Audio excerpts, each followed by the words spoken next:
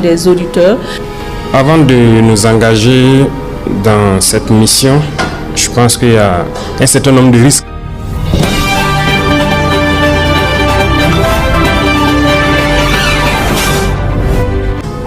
Qu'il faut mesurer et accepter d'assumer.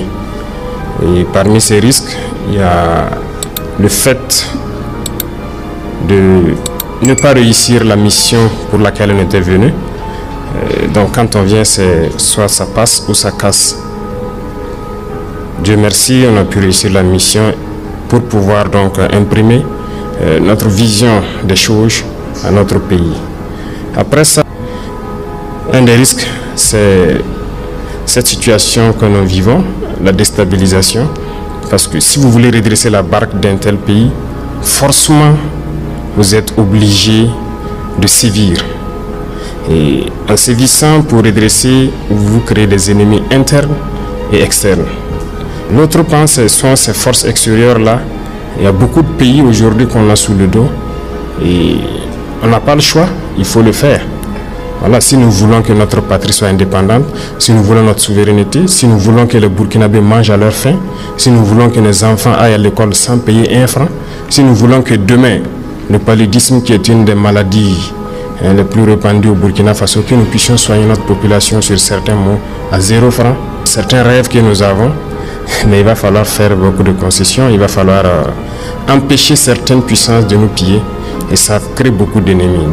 Le capitaine Thomas Sankara a été mal compris à un moment donné, peut-être parce qu'ils ont commencé fort, mais il fallait laisser le peuple voir, comprendre ce que c'est que ces comploteurs, communiquer avec le peuple. Et aujourd'hui, je pense que c'est vrai.